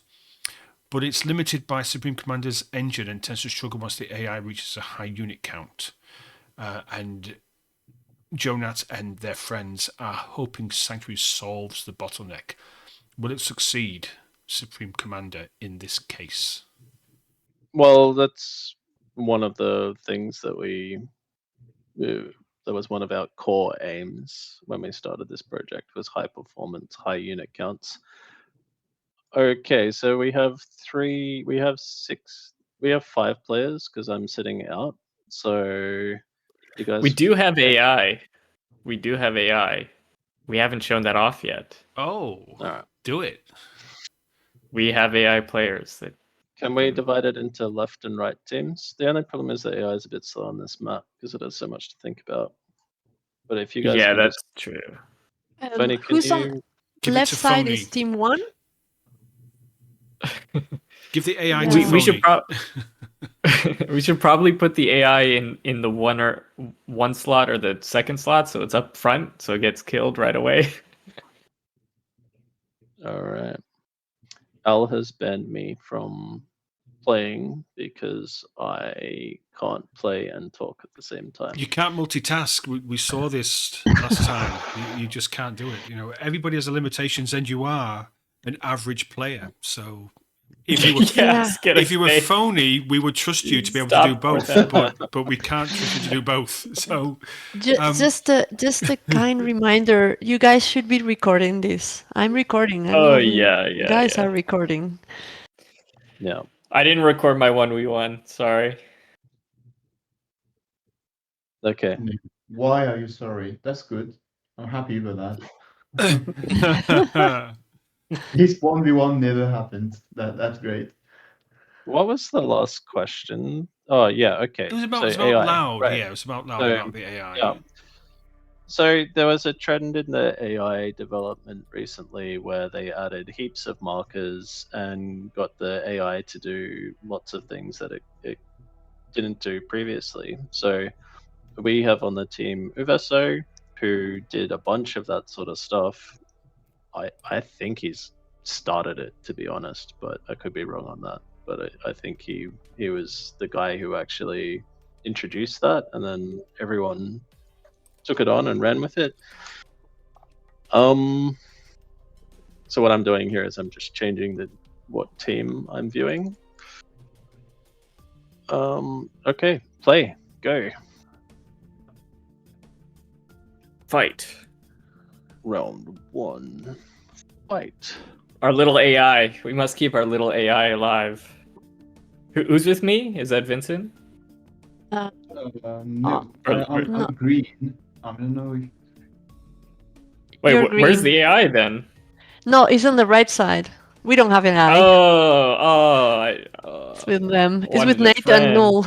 Yeah. So we got Veso early on. He joined the team. I invited him to join the team, and he said no, actually. And then after a few months, he saw what we're up to, and he's like, "Actually, that's pretty cool. Can I still come?" And we said, "Of course." So now we have Uveso making our AI, and he's been doing that for a long time. It works on similar principles. It does do the mega marker stuff that you're talking about. Well, you'll see it play, but it's pretty funny to watch because it micros every unit. It retreats all the time. So whenever you try and attack it, it just starts going backwards. It's kiting just constantly, and it's pretty funny. Was the progress bar shortcut Control Shift P? B. Control Shift B. B from bar. Control what? B from bar. So and then it all just comes down to unit count. So at the moment, the AI chugs a little bit on this map. Uveso has redone a whole bunch of stuff to make it work a lot better, but we haven't gotten that merged in right now, so you're not going to see that today. And as things come along, and this is kind of the difference between an early access release and a 1.0, by the way, is you just solve all of the performance issues. So it might, it'll have its ups and downs over time. As you can see today, there's bugs, but those disappear and get added every week. And that's how it's going to be. But on the 1.0, it'll be stable. And and he always sends in the commander as well. This is the AI here. Yeah. So one thing, hasn't built his extractors. The one thing that we've noticed is he's not very good at starting. He starts weak and then he just crushes. So he killed 2 players yesterday. So he's done something right. Yeah. But yeah, I can feel the only reason why he lost a little bit. yesterday was because he pushed his commander. That's the only reason why it lost. Yeah. Okay, there's a few. And then so you play your games versus your AIs, and have a good game. I'm hoping for mods with different one-player game modes. You'll have your survival, but also things like defending civilians, things like that should be pretty fun. Yeah. The right-hand side team should take all of the extractor points. Yeah, it's happening. See, there's yeah. been markers placed on here. Does the land scout fight or just watches?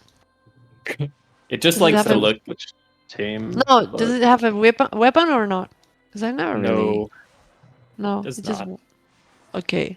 Who's is that commander? Oh, This it's is the AI. retreating. Is it? He's retreating. Yeah, they always just walk straight in. That's kind of what they do. But then they get scared and they run off. It has like a fear factor or something. Sorry, Yeah. were you going to the next question? I was, and just for our audience, this is going to be the last game because we've been running this for 2 hours now, and this will be the last game. So if you have questions, please let us know. Stick it in the chat.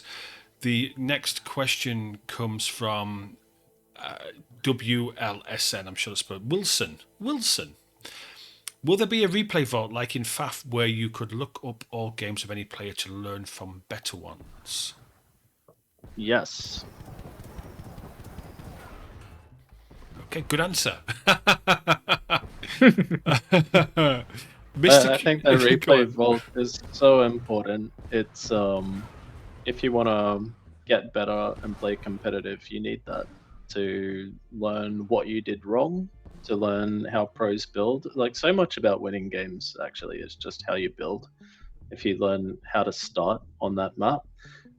This guy still hasn't built his extractors. He has 5 factories though. The AI? Yeah. Oh. It's missing 2 extractors up the front, 3.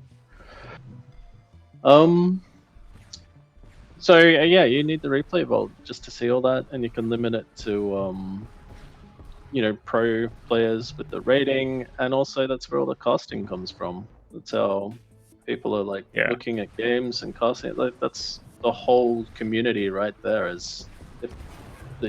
need the replayers, man. You do. Next question. Mr. Curator says, how will missiles and defense work? Will it be like subcoms where there's an infinite tactical missile defense and the nuke defense needs anti-nukes? Right. So in subcom there's tactical missiles and strategic missiles. So strategic missiles and nukes, they're going to be basically the same. So it's just, look how pretty that is. You build the launcher, you wait for it to charge. That was weird. It's so bright. Why is it so bright? It's upgrading.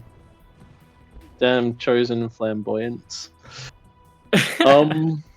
With the attack missiles, so then you just have like normal missiles, and then you have a little zapper that shoots them out of the sky. And the difference is that there's like 200 of them instead of 1. We'll see how that goes. That's what drones are meant to replace. Drones are meant to actually replace the mobile missile launchers. We'll see. But we do have a hole in our game right now because at Tech 2 there's not much going on, to be honest. You get Tech 2 engineers, but you don't get much. Although Guard gets the rocket bot, which is actually pretty cool. And you can see the AI doing its micro thing here. So it's coming in and then it retreats. See? It just goes back. And then he stopped already. But yeah, it's not doing well. And I don't know if you guys can see in the stream, but definitely the frame rate is suffering a little bit. Next, Al? Next, Joe Natu was asking about the loud situation. I think this is probably the crux of their question or their concern. Will Sanctuary AI be smarter than Supreme Commanders? Will it be formidable enough to challenge veteran players? I don't know. I think if you really wanted to challenge, you just like add cheats and stuff like that, give it advantages. We have ideas on making it more challenging. I don't know how that's gonna play out. But we'll have to see how that one goes. Oh, sorry, I missed a question. Sorry, Wolf Blast. I've just seen your sad face. I missed a question. Can you tell us, will we get an endless mode where we fight until we cannot anymore? Or a domination type thing where we have to destroy every piece of tech to win? Domination's just, yeah, totally. You just remove the Commander Death being a lose condition. Endless waves, I know Null's really keen on doing that already. We could take our survival easily and we can just keep ramping up the waves forever. So definitely possible to implement, definitely possible to make a mod for all of those things.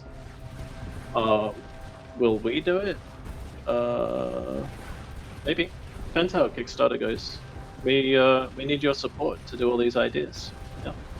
So what we will be doing first is just making all the different units work, and the exotic units, the ones that can transports, the drones, all the T4s and 5s and stealth and jamming and all that stuff. So we'll be doing that.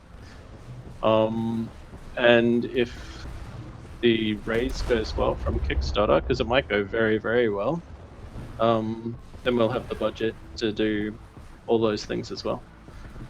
But I don't know if you saw, but Dorf put their Kickstarter out last week, and they funded their initial. I think they said 85k was their initial funding goal, and they got it within 14 hours. So there's clearly a market for people wanting an RTS game. So I think you should take some positivity from that, shouldn't you? Yeah, I think that's not a super big number though. 85,000 isn't gigantic. It's conservative. How much content we would make. Yeah, I respect how small how much they're doing off that amount. Yeah. And I always notice in all the comments and all those roundup RTS videos that Dorf always gets really positive comments. People are really into what they're doing over there, so they're doing something right. They only have 3 people on their team, so I suppose it's relatively small compared to Enhanced Media. But anyway, we're going to move on to the next question, because I want to wrap through these questions, because I know that after this game it's going to be the end of the stream. So if you have questions, please put them in the chat and we will get to them as quickly as we possibly can. Mr. Red asks, will there be a character like Commander Dostya? No. Excellent. Good answer. No, I don't think so. Yeah. Such a cliche. Yeah. McNitra. If I've said your name wrong, then just slap me. Has put 3 questions in. McNitra. Violence. Can terrain change, like landslides, cover res spots, or reveal new ones? Yeah, we don't have any plans of doing landslides, but I think it's a cool idea. I think that is a Sanctuary 2 idea. We just have so much on our plate already, but you could just do many cool things, like just being able to shoot the cliff down, basically. Cause it a landslide, now it's a ramp, now you can drive up. I do wonder if that makes the game less interesting, to be honest. I know it sounds cool, but the strategy of the game is sort of defined by the map layout, and if the map layout doesn't matter, then maybe that just makes the game more boring. But we just try it and nerf it, make it hard. You have a big missile that can do it, only nukes can do it. I suppose and you then right there, gimmicks, that sounds don't cool. You want to avoid gimmicks. Okay, Yeah. McNitra. Second question: can engineers clean up at least some changes that combat did to terrain? No, we're not having the combat damaging terrain. The only one is the shadow. That's it. Yeah. Can that be So- fixed? Well, either the hole is there for the rest of the game, or it just self heals because the sanctuary heals itself because it's a self-repairing nano system or something. So your engineers might be doing it. Another cool idea would be you can build like a force field floor that sits on top of the hole, and you can drive over it. So imagine there's a hole in the map here, the sun's underneath, and there's a shield over the top of it that's just horizontal, and then you can drive over the shield. And then you power stall, and all your tanks fall in. That could be cool. Next one, Al. Final question from McNitra. I think I've said the name 3 different ways. Can you combine weather effects, i.e., flood wave of a nuke? Because I think you mentioned before about tidal waves. Flood wave of a nuke with the freeze effect of weather control to spread the ice area and deny spots on land. Cool idea, but tidal waves are not in Sanctuary, right? So that is a great idea that we're not doing. That can be in Sanctuary too. It's we just have enough on our plate, and we got to scope it down. So we won't do the tidal waves. We will do the freeze, and the freeze I think will change everything. Well, our maps with water anyway. Okay, moving on. MDFMK. I wish people had like normal names. It would make it so much easier, wouldn't it? MDFMK. I don't even know what that means. Will a strategic missile or tactical missile launcher be an active asset while flying and able to crash into an airplane or fighter Wait. like in FAF? Sorry, can you say it again? Because I started trying to decode his name and I didn't listen to the question. Did you get anywhere with the decoding? Because I didn't. No, I just felt bad because I wasn't listening to you. Sorry. Will a strategic missile or TML be an active asset while flying and able to crash into an airplane or fighter like in FAF? Yeah, I think that stuff's cool. There were so many awesome FAF moments where that sort of stuff happened. So what he's talking about is that it's a physically simulated projectile, and the nuke, when it's flying in, can just hit some random stuff on the way, which is really unlikely, right, for it to hit a plane, but it can happen. And if it happens, it doesn't detonate properly. So, it detonates, but in the wrong place, so it doesn't do horrific damage. All that stuff's great. That's part of the magic of Subcom, right? Is that because of the physically simulated projectiles, you just get random things happening. Like a plane can fly over and get hit by an artillery shell and get shot out of the sky.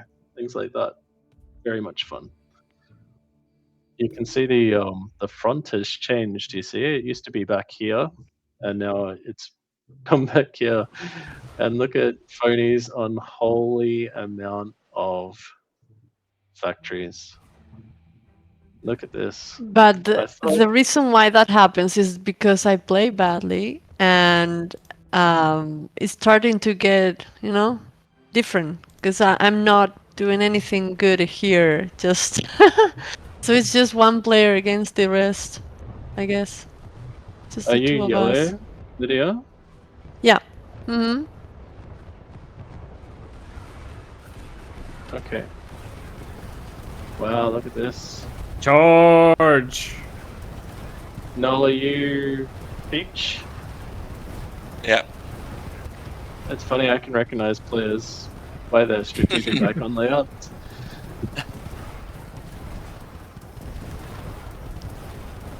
This is really nice. I made it through! The front line is breaking. Yeah. Next question, Mike. I'm going to move on. Yep. This map here. So which map is this? Is this what's this Forge. map called? This is Forge. Yeah. How big is this map? FoneE, do you know? 40 kilometers. Okay. This So- is equivalent to the biggest Supreme Commander map, and we're playing on, I believe, 60% of how big the actual map is. The playable size is like 60-70%. Yeah, so what he's saying is the map is actually this big, but you can't play on it. You can only play on this much. So it's not. Yeah, so this is as big as the bigger subcom map, but we've limited it down, we've restricted it. And that's just to make the background pretty, to be honest. So when you tilt the camera here, it looks good. Yeah. That's why it Exactly. is. Because I think we've had a conversation Yeah. before, Mike, probably on one of the Q&As, where you said that in terms of scale, Sanctuary is Air about, units. is about half the scale. Is that correct? So like You know, a 20-kilometer map on Sanctuary is the same as a 40-kilometer map on FAF. I believe that's correct, but to be honest, I've never been clear on that. That's outside of my purview. FoneE, do you know?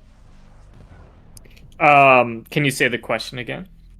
So in Is terms the of scale scale, half of us? because there's a lot of questions coming in at the yes. moment about map size, and Gorthor, who had a lot of questions in the last stream that we did, it said that this map feels kind of small, and what we're saying is that this is kind of the same size as the largest subcom map or fab maps, which would be like settings, for example. And it says it feels if I recall small. Correctly, the biggest map we can actually run is double this size. So this is 40 kilometers in our unit. We can run 80 kilometers. Or I might be getting the mapping messed up. Maybe this is 20 kilometers and the biggest one we could do is 40 kilometers, but 40 kilometers is twice as big as the biggest FAF map. It's hard to remember. Wow, But, look at FoneE crush. FoneE is crushing it. Wow. You guys better start building defenses. The horde is coming.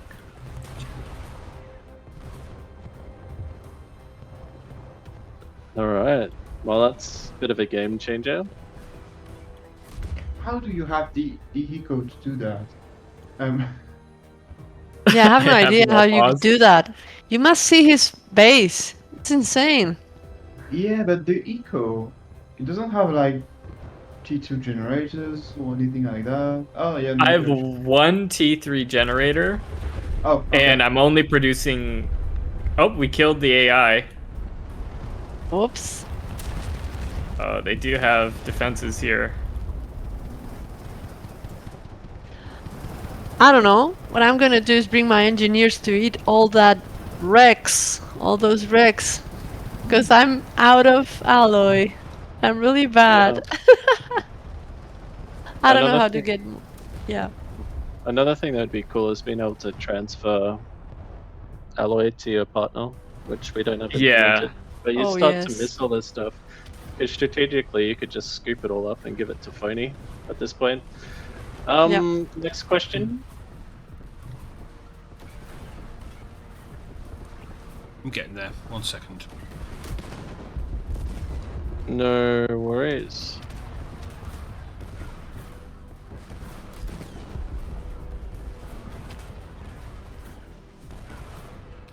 I think we're going to need some clarity around the map sizes, because I appreciate what you've said, and of course I am just a messenger in terms of the map sizes. But there's a lot of comments now about the size. People actually want to see those huge maps. But what I think what you're saying is that that's not something that you're planning on doing as part of this. Yeah, I mean, the reality is, like, they're absolutely right. That map is so big that it's kind of like... I mean, what do you make it for, right? Like, just to have it?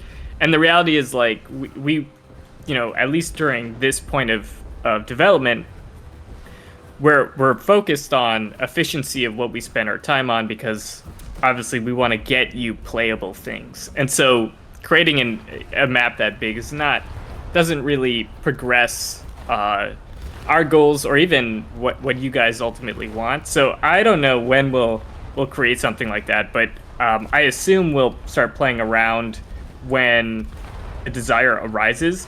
But like even this map, right? This, I mean, could easily be an 8v8 map when it's fully expanded. Yeah. So you have to imagine that to create such a map like that, Zoom either out all the way. Zoom out all the way, please. It's already an 4v4 map. Yeah, right. you see what I mean? You see how there's all the cross sections on the left? I mean, you're 4 players up here, but you could probably stick another 8 players back there if you really wanted to. And then you can put so- players down on the southern beach and on the top beaches and stuff. That's true, right? And so how I see it is really we'll start seeing that map size when we start doing events like Bar's doing, where they get 40v40 v40 or something just absolutely ridiculous, right? And that's probably a whiles away from us. So, Who Yeah. was light green? So ultimately, just to confirm, right. because I think people would like an answer on this. At the moment, the focus is on making sure that we have a game that works. Yeah, I think that's a fair assessment, isn't it? So therefore, the size of the maps is a secondary consideration. yeah, it's not even necessarily a game that works. It's a game that we can give to the community and they can enjoy, right? Because that's ultimately what matters to us. Probably what matters most to the community, right? Getting an enjoyable game out of this. But also, like, especially indie games, I mean, they live or die based on, is it a fun experience, right? And so to actually answer your question, no, it's really not a priority to us in the sense that, our main priority is making this fun for you guys and putting it in your hands, ultimately. Yeah, and the game's not balanced around giant maps. It's based around like this size map and smaller. Yeah, like, Because like I the can't units with yeah. stuff, if you had a giant map, it would take forever to walk an engineer to an extractor, and it wouldn't be fun, right? It Yeah, wouldn't. you need air. You need a lot of things. Yeah. This is unholy. Why did you build? So you built Tech 3 FoneE just to build a power generator. Yeah. Yeah. Okay. Lydia, you have 3 factories. Yeah, but I can't support them. I think I don't understand the flow correctly. Yeah. Because I get need to- stalled really early. Well, we should do A tutorial. yeah. Yeah, I know.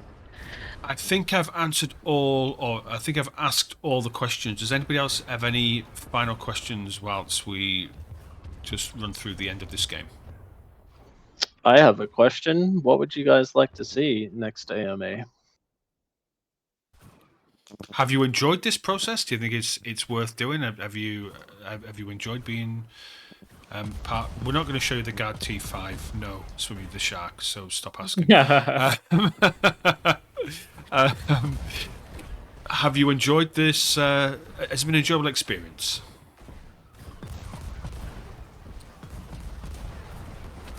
Have our devs enjoyed taking part in this process? I have. Sure. Yeah.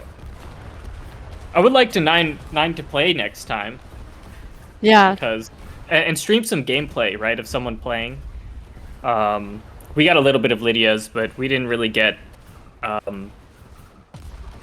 someone basically fighting and microing units with the line move. You know what I mean? Yeah, yeah. it's true. Mr. Red asks, can someone teach Lydia how game eco works? That's harsh, Mr. Red. You're getting banned. No, I really understand the eco. The problem is, yeah, and also there's some bugs with the alloys. But yeah, The yeah, end I is need no. to understand. I need to Okay, understand Where is it how this did more. you win commander? that? How did you win that with Tech 1? They never How did you expect guys- the millions Uh, of tanks that I've I think stockpiled popping up. the issue with the EDA at the moment is I don't think there's any units that does AoE damage, so with all this spam, there's nothing really to counter it. So you Well, guys point really defense needed a could've line done it. of Tech 2 point defense because that will annihilate the T1. I think the EDA one has some pretty big AoE. Oh, Hmm. it crashed. Oh, your game crashed? Yeah, Yeah. Unfortunate. Oh, right at the Uh, end. Rob, Yeah, this Fang, is she's victory. gone. did I really die? I don't think so. Did someone try to spawn? Did someone Yeah. try to spawn 1,000,000 units on the map somewhere? I know one game we crashed doing that. Yeah, Null. Last time Null nearly died, he spawned 20,000 units, and the game just stopped there. Okay. Any more last questions? Anything else? We're going Or to take are we're going we- to take one more question. The next person who types the question, I'll ask that question, as long as it's a real question. a real question and not what did you have for tea. Crikey, rainbows. Everyone's put loads of questions in, but rainbows said, are there air transports? This plus ferry options would elevate some of the boredom you think may come from larger map sizes. So will we get air transports? Yes, you'll get air transports. We also want to do land transports and naval transports. Land could be cool because the transport itself is stealthed and it could move slow units as well. Could be really cool. Ferry could be better than how it's done in other games. This is way down the track. We wouldn't be looking at this for a while, but I just think you can do it better. And if that exists, then yeah, the bigger maps could be a thing. The other thing we haven't talked about today is there's lots of ideas about being able to give more generalized commands, like to your sub commander, and Yeah. you just say, "Hey, go and eco up here," or with your drones, you say, "Be in eco up mode," and you just put them on that side of the map, and they just do it. So if you had those sort of controls, then yeah, the bigger maps could be a thing. That could work. Next. How are you all doing at Enhanced Media? Lydia, how you doing? I already answered by voice. Very nice. Lydia's on the beer, so FoneE? she's doing fine. I'm doing pretty good. I doing was pretty just good. trying to click on things, but it didn't work. No, Nate. Vincent. Well, I'm enjoying it. Since I was a kid, I always wanted to make a strategy game like this. So, I'm now Yeah. living the dream. Half the team isn't here. Feel We the don't have enthusiasm. the artists here, which is mainly just the coders. Well, Cactus is here as well. I don't know why you didn't bring Cactus in, but anyway. I invited him, and he we're good. refused. Yeah, but he said The he same said as he Crofts. couldn't. I He invited them said both, and they he refused. wasn't able to join. Yeah. But he's got his hand up. You made him angry. Yeah. Yeah. Anyway, yeah, we're good, man. Just trucking along, building, working on one of the coolest games you can work on. It's fun from, it's fun to play, but it's fun from a development perspective, and it's just really exciting to be working on it. Yeah. It is. I think we'll bring it to an end then, lady and gentlemen. I think we'll bring it to an end because it's 11:30 and it's time for me to go to bed. So, Nate, thank you. Null, thank you. FoneE, Poogie Woogie, Lydia, thank you very much. Mike, Poogie Woogie. Mike, as always, thank you very much for... I know you were desperate to jump in and play, but I needed you here to answer the questions because last time you were too focused on getting beat by FoneE to answer questions effectively. So, ladies and gentlemen, thank you very much for coming and taking part in this. It's really, really appreciated, and I'm sure that the community have enjoyed it and have appreciated your insights. And I think that we should maybe do another one. Yeah, I think we should just keep doing them. So while people keep showing up, we can just keep going. Yeah, man. We would like to... About a month apart. We would like to that. get 100 people next time into the live stream, but I think we'll do it again. Maybe next month, maybe a month after. I don't know. But thank you to our developers for coming and taking part and answering questions, Mike, and playing the games. It's appreciated. And thank you very much to our audience. I think this is the most important thing, is the fact we've got people who are so interested in this game that hasn't been released yet, that they'll come and they have some very, very valid and reasonable and great questions, which I would even think about asking. So thanks to our audience, thanks to our dev team. Let's do it again, guys, because that was cool. And thank you, Al, for organising it Thank you, Al. and shepherding everything. You're very, Cheers, very mate. welcome. You're very, very welcome. It's my pleasure. And that is the end of the event. So we'll see you next time. Sign off. All right. See you. Bye. Bye. Bye. Bye-bye, Bye, everybody. everyone.